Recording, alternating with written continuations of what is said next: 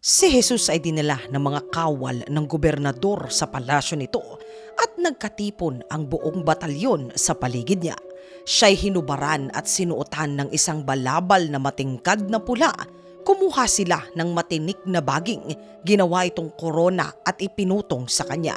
Pagkatapos pinahawakan sa kanyang kanang kamay ang isang tangkay ng tambo. Siya'y niluhod-luhuran nila at kinutya ng ganito, "Mabuhay ang hari ng mga Hudyo."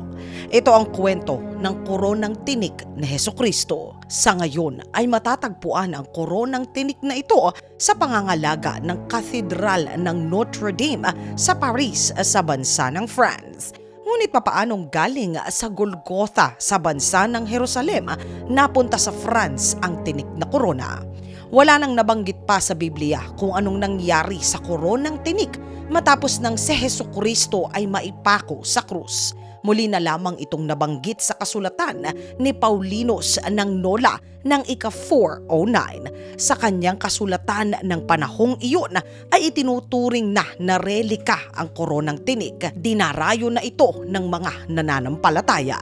Sa kasulatang ito nakasaad doon ay namamasdan nila na ito ay natutuyo at nangangaluntoy at sa mismong mata nila muli ito ay nagiging green o luntian at muling nananariwa na tila ba ito ay naghihimala. Sa mga sumunod na nakitang dokumento sa kasaysayan mula sa Jerusalem ay inilipat ang koronang tinik sa Constantinople. Doon ay iningatan ng mga sumunod pa na naging mga emperador ang korona hanggang sa dumating ang ika-13 siglo, kung saan tila ba pabagsak na ang Kapitolyo ng Imperyo ng Byzantine. Dahil sa maling pamamahala, ang buong imperyo ay dumaraan sa matinding pagkagutom at kahirapan. Sumabay pa ang mga pagtatangkang pananakop sa imperyo. Dumating sa punto na maging ang mga ginto sa mga sinaunang simbahan ay kanila nang inaalis upang tunawin at ibenta. Minsan nang naisin ng emperador na si Baldwin na masilayan ang koronang tinik, nadiskubre nito na ang korona ay sinanla na pala ng kanyang mga baron. Ito ay sa isang mayamang Venetian na negosyante. Dismayado man, hindi papayag ang emperador na mawala sa kanyang kamay ang pinamahalagang bagay sa kanyang buhay. Kaya naman binisita nito ang kanyang pinsan na ang hari naman na si Louis IX ng Pransya. Sa kanyang pinsan humingi ang emperador na si Baldwin ng tulong. Kinumbinsi niya ang hari na tubusin ito upang mapunta naman sa kanyang kamay kaysa sa iba pa ang koronang tinik. Binigyan ng tadhana ng pagkakataon ang hari ng Pransya upang makuha ang isa sa pinaka-importanting relika sa kasaysayan. Ito ay sa halaga na 135,000 na livres. Sa panahong iyon, mga katinagalog ko, katumbas ito ng ilang bilyong piso. Ngunit para sa hari, walang katumbas na halaga ang relika. Kaya naman agad na pumayag ito sa kagustuhan ng emperador na pinsan niya. Kaya naman agad na ipinag-utos nito sa dalawang mga praile na sina Jack at Andre na tubusin ang koronang tinik mula sa negosyanteng Venetian na pinagsanlaan nito. Tumulak ang mga praile, dala ang sandamakmak na mga ginto na pantubos nila sa koronang tinik. Ngunit nang sapitin nila ang lugar, nahuli na sila dahil ito naman ay ipinagbili na. Kinuha na ito ng bagong nagmamay-ari dito na lulan ng barko. Pabiyahe naman na ito papunta sa bansa naman ng Italia. Kaya naman agad na hinabol ng dalawang praile ang barko at hindi rin naging madali ang kanila na paglalakbay.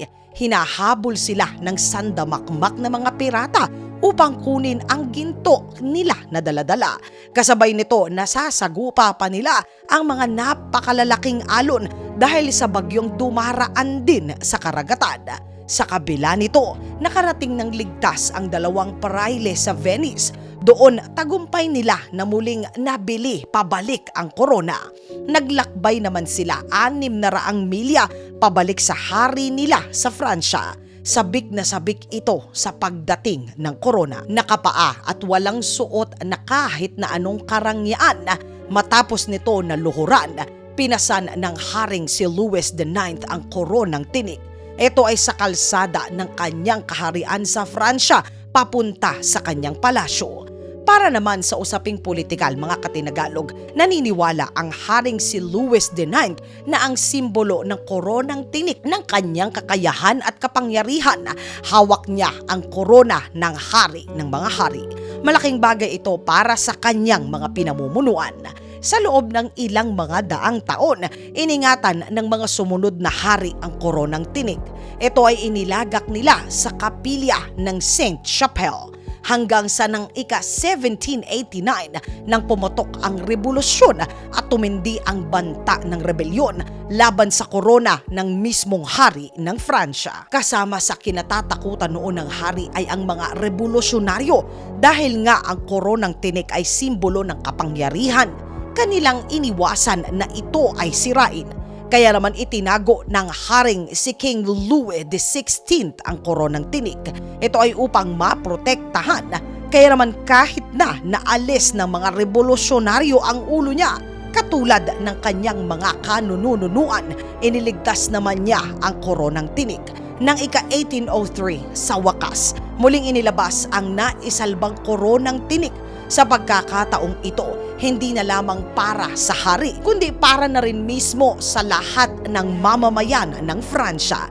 Nanatili itong ligtas sa loob ng 300 mga taon.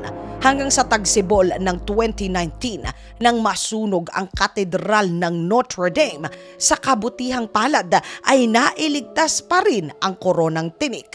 Sa ngayon ay matatagpuan muli ito sa simbahan sa Fransya, kung saan ito pa rin ay mas pinaka-iingat-ingatan na. Mga katinagalog ko, ano po ang pinakatumatak sa inyo na kwento ng Biblia? Isulat po ang inyong saloobin sa comment section sa ilalim upang sama-sama naman po na ito ay ating basahin. Ang may pinakamagandang sagot po ay magkakamit pa rin ng 100 Gcash load. Mga katinagalog ko, maraming salamat po sa pagsama ninyo sa segment natin sa araw na ito.